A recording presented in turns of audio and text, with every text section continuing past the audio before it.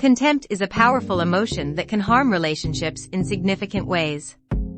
When you express contempt towards your partner, you are communicating a sense of superiority and attacking their character. This can take many forms, including disrespectful behavior, sarcasm, ridicule, dismissive body language, and toxic language. Over time, these behaviors can create a corrosive effect on the relationship, slowly eroding trust and damaging the self-esteem of both partners. When contempt is present in a relationship, it can slowly deteriorate the bond and damage the self-esteem of the partner who is the target of this negative emotion. If you find yourself using contemptuous language in your relationship, it's important to understand the harm that it can cause. Not only does it damage the relationship, but it also harms the person you love. By belittling or demeaning them, you're effectively communicating that you don't value them as a person, and this can have lasting effects on their self-esteem and sense of self-worth. Here are some examples of contemptuous language and behaviors, along with alternative ways to communicate more effectively. 1. I deserve a better partner than you. This is a hurtful statement that implies that the other person is not worthy of being with you. It can be interpreted as an expression of superiority, and can cause the other person to feel rejected, belittled, and disrespected. When you use language like this, you're attacking your partner's intelligence and suggesting that they're inferior to you.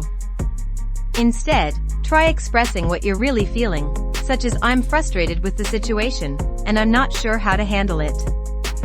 Using language that reflects contempt communicates to your partner that you view them as inferior, which can harm their self-esteem. Instead of saying this, try expressing your feelings in a calm and honest way by saying, "I'm struggling to see us as partners right now," or "I'm viewing you as less valuable than me, and I need to work on it." This approach acknowledges your emotions and expresses your thoughts in a way that is not hurtful to your partner. 2. Don't ask if I'm okay. I'm fine when it's not. Using a language that is passive-aggressive can make both partners feel insecure and keeps them from addressing their problems openly and directly, making it difficult to resolve conflicts. Instead, try saying, "I'm upset now, I'm not ready to discuss about it yet." Learn to face your problems and find solutions.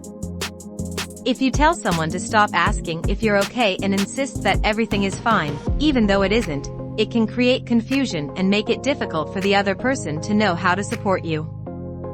They may feel shut out or as though they are not able to help you in the way that you need. If you're not comfortable talking about your feelings with the other person, you could try expressing them through writing, art, or another creative outlet. Alternatively, you could seek the help of a therapist or counselor, who can provide support and guidance in working through difficult emotions. Ultimately, it's important to remember that it's okay to not be okay, and that seeking help and support is a sign of strength, not weakness. By communicating your feelings in a constructive way and being open to support, you can build stronger, healthier relationships and find solutions to the challenges you may face. 3. You are so pathetic. Calling someone pathetic is a hurtful and derogatory statement that can cause a lot of emotional pain and damage to a relationship. It's a form of verbal abuse that can make the other person feel rejected, humiliated, and belittled. Using such derogatory language can cause the other person to feel that they are not valued or respected in the relationship. This can cause them to lose trust and intimacy with you and create a negative environment that is difficult to repair. Instead, it's important to take a step back and consider what is causing you to feel upset or frustrated. Communicate your feelings in a calm and non-judgmental manner, and work together to find solutions that address both of your needs. Name-calling oversimplifies a person into one negative attribute instead of appreciating the complexity of who they are.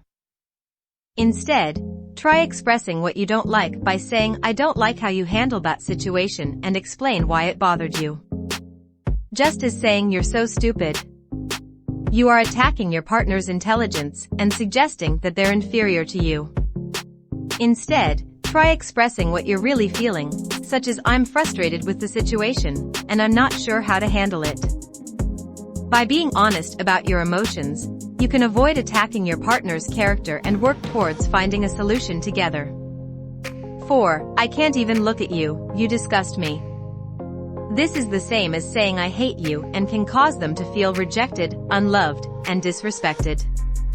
It can also create feelings of anger and resentment, leading to an ongoing cycle of negativity and conflict.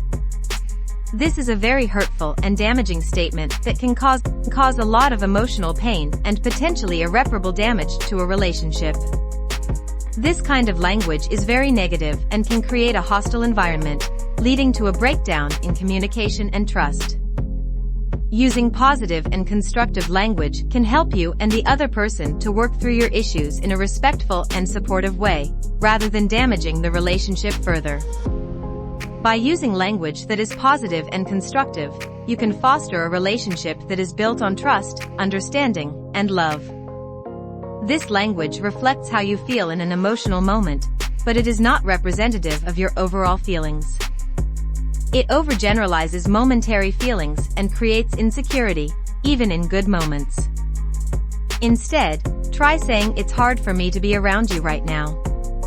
Take a moment to calm down before saying something untrue, even if it feels true in the moment. This approach allows you to express your emotions in a way that is honest but not hurtful. 5. I don't care anymore. This language dismisses your partner's feelings and communicates a lack of empathy. Instead, try to validate their feelings and show that you understand where they're coming from. Even if you don't agree with their perspective, you can still acknowledge their emotions and work towards finding a solution that works for both of you. It is like telling someone that they are being crazy is a dismissive and invalidating statement that can cause a lot of emotional pain and damage to a relationship. It can cause the other person to feel disrespected, belittled, and misunderstood. Using this kind of language can also create feelings of frustration, anger, and defensiveness, making it difficult to have a constructive conversation. It can also make the other person feel unsupported in their emotions or concerns. Saying this when interrupting and talking over your partner.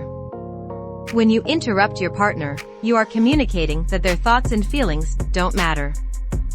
This can make them feel dismissed and undervalued. Instead, try to actively listen and engage in the conversation. If you're feeling frustrated or impatient, take a moment to breathe and refocus before responding. Sometimes eye rolling and other dismissive body language are added to the mix. Non-verbal cues can be just as damaging as the words we use. Rolling your eyes, crossing your arms, or making other dismissive gestures can communicate a lack of respect and value for your partner. Instead, try to be aware of your body language and make a conscious effort to show that you're listening and engaged in the conversation. Also, saying you're being crazy is manipulating or twisting reality with the intention of making your partner doubt themselves is called gaslighting and undermines their perception of reality. Instead, try expressing what you don't like about your partner's actions in a constructive way by saying, I think your response to this situation is making it worse. This approach allows you to address the issue without attacking your partner's character. 6. Why are you so needy? Telling someone that they are needy is a dismissive and invalidating statement that can cause a lot of emotional pain and damage to a relationship. It can make the other person feel rejected, unloved, and unsupported. Using this kind of language can also create feelings of shame and embarrassment, making it difficult for the other person to express their emotions and needs in a healthy way. It's important to remember that everyone has emotional needs, and there is nothing wrong with expressing those needs in a relationship. If you feel overwhelmed or unable to meet someone's needs, it's important to communicate your feelings in a calm and non-judgmental manner, and work together to find a constructive solution to the problem. Similarly, overgeneralizing when using always and never can make your partner feel attacked and defensive. Instead, try to focus on the specific behavior or situation that's bothering you and avoid making sweeping statements about their behavior. Using language that suggests your partner is annoying, smothering, or generally bothering you implies that their needs don't matter. Instead, try saying, "I hear that you want my attention, but I'm feeling suffocated and need some space." This approach allows you to communicate your boundaries in a way that is not hurtful to your partner. 7. You're not fit to be a parent. Telling someone that they are a bad parent is a very hurtful statement that can cause a lot of emotional pain and damage to a relationship. It can cause the other person to feel disrespected, humiliated, and attacked. Using this kind of language can also create feelings of anger and defensiveness, making it difficult to have a constructive conversation about parenting. It may also cause the other person to feel unsupported and isolated in their role as a parent. It's important to remember that parenting is a difficult and complex job, and everyone makes mistakes. If you have concerns about someone's parenting, it's important to approach the situation with empathy and understanding. 8. I'm done with you. Saying this can damage the emotional connection in the relationship and create feelings of insecurity, resentment, and low self-esteem in the other person. It can lead to an erosion of trust and intimacy, as the other person may feel that they are not valued or appreciated. Saying "I'm done this way" can be a dismissive and hurtful statement that can cause a lot of emotional pain and damage to a relationship. It can make the other person feel rejected, unloved, and unsupported, and can create feelings of uncertainty and fear about the future of the relationship. Using this kind of language can also create a sense of finality or resignation, indicating that the speaker is no longer interested in trying to resolve the issue or work through the problem. This can be especially damaging if the other person is still invested in the relationship and is hoping to find a way to move forward together.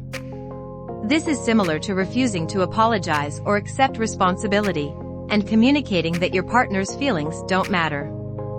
Instead, try to acknowledge your role in the conflict and express remorse for your actions. This can help to rebuild trust and work towards finding a resolution.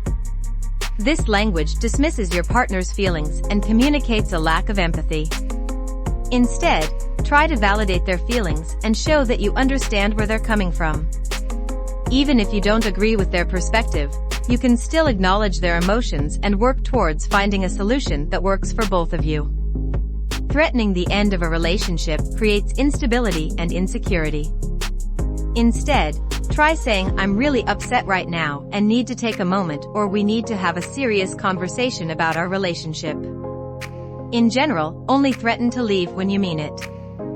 It's important to remember that healthy relationships are built on mutual respect, trust, and empathy.